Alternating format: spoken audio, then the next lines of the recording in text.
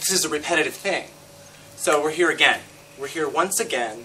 So I'm just interested in hearing what gay youth have to say and what you guys think about that. Great, thank you. Well, that's rather profound for a hairdresser.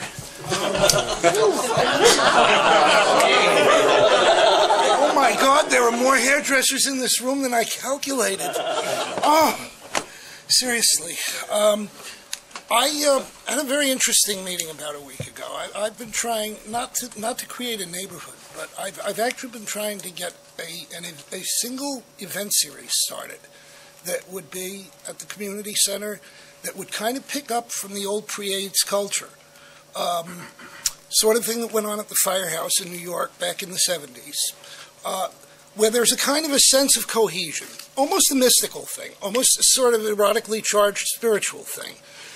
And in talking to people, and in trying to go for the 100% and finding I'm now whittled down to maybe 30 or 40% of what I had envisioned, what seems to have continually come up, and with all kidding aside, as far as this profundity question goes, one of the things in particular dealing with gay youth is people look for, what's been questioned a lot in what I'm trying to do is people looking for a remedy to alienation. Most of these kids don't even have any idea of being alienated from anything or what the concept would mean. Brian, you were talking about the forces and factors that have brought this about, and I wrote down here the centrifugal imperatives of advanced capitalism after the end of the Cold War. That's a big nut to crack for as many people in this room. Seriously, what I've been confronting a great deal is this notion that the community itself, just as we sort of spun off from a kind of a generalized countercultural and feminist kind of ethos, that we have now gone so centrifugal. People have said to me, well, what about the people with the strollers? Now, when I first came up with this idea, I had this image of the Firehouse, and I said, with 1,000 people throbbing as one, to the tune of "We Are Family," pushing a stroller was the last thing on anybody's mind in terms of what that meant. And yet, who am I to impose my vision, even as a survivor from the pre-AIDS period, on a culture that may have not only outgrown me, but have actually loosed itself from the very vision that I thought I had a handle on?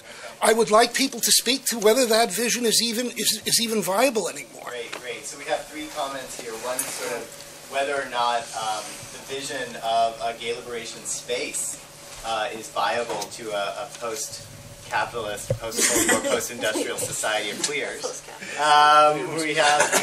We have the idea of sort of internet belonging and whether or not that can supplant physical belonging, and then the question of sort of gay youth and how we can bring gay youth into this conversation. Yeah. I'm always ready to say something. Me too. A couple of things. Displacement is not natural. Again, I've been reading this book about history of Alexandria. There's evidence for ethnic neighborhoods to have maintained their physical locations in Alexandria for like 800 years. It is not, people having to move around at the level that they move around for economic reasons is a modern industrialist phenomenon. It is not historically been the case that human beings do this. Human beings settle, they raise their families, they put down roots, and they stay in a place for hundreds of years. That is what the human race is used to. So that isn't how our society is organized. But I think part of the alienation that you talk about is, I was lucky enough to grow up in a compound where I was surrounded with a rural compound surrounded by my relatives. My grandmother and grandparents lived behind me, an aunt and uncle on one side, aunt and uncle on the other side, cousins all around. Without crossing a street, we could visit each other. I would wander over 5 years old and sit in my grandmother's porch and watch them snapping beans, So that, that is how most of human history has been. And we are, alienated and disconnected, and we want to belong to a community. We want to become part of a community if we're young. And to me, I think it's worth the attempt to try to establish that. And Chinatown has been around for more than 100 years. The Mission has been a working class neighborhood with a large Hispanic contingent for more than 100 years. I mean, it isn't, we still have hints of these things. So I think it's worth the attempt. Well, thank you, Alan. I grew up in Little Italy in South Philly, so I know exactly what you mean. You can go across the street and there was somebody making lasagna, so some family member making lasagna. My cousin the priest would come over and bless your house, not that I wanted him to, but we had no choice. But try to answer all the questions, first to Dave. I think, unfortunately, what happened was a whole generation of queer youth got displaced. Because of the dot-com boom, I think what happened was they weren't able to live in the Castro like they used to do. When I came here in '91, as other people said, people were piled in the flats. And there were a lot of youth piled in the flats. They would work in the stores in the Castro, and they would spend maybe 1/3 of their time doing activism. They were the people who created ACT UP, and they were the people who were holding the demonstrations every weekend at Harvey Milk Plaza. When I first got here, it was so wonderful. Every weekend there'd be another protest to go to. And I loved it, But what happened was they got displaced. They couldn't live in the Castro anymore. 95 on, suddenly they couldn't do that anymore. They couldn't influence the Castro. They couldn't influence our politics. They couldn't be part of our process. And so I think what happened was that suddenly the agenda got suddenly defined by other people. It wasn't the young people. Because our movement's always been, the agenda's always got defined by young people. I came out when I was 19. And I was helping to define the agenda of the post-Stonewall movement. We were all 19 and 20 years old. We didn't know what the hell we were doing, but we did it. We created something. And when I came here in '91, there were young people doing that in the Castro. And they were the same like I was. They didn't know what they were doing either, but they did it. And we did it, and we did wonderful things. That all got changed. There was a survey, wasn't it about a year ago, that somebody did under a grant, a survey of queer youth, and they asked, what is your your primary concerns, and the top concern was housing. Affordable housing.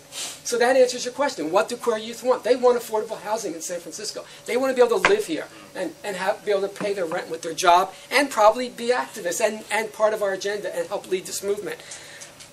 In terms of the internet issue, I don't think the internet's a replacement, at least not yet. Maybe it'll evolve into that. But the problem that we have with the Castro, maybe it's not a problem, but what we have with the Castro is, as I said, it's a political base. So the politicians look to the Castro for guidance in what the queer community wants.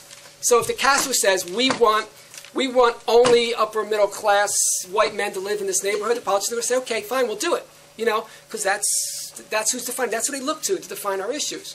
So if all the artists and working class people and people of color and lesbians all move somewhere else, they don't have that clout, at least not immediately, until they develop that clout. And I'm not sure how they even get that clout, given that they're not the typical constituency that politicians look to.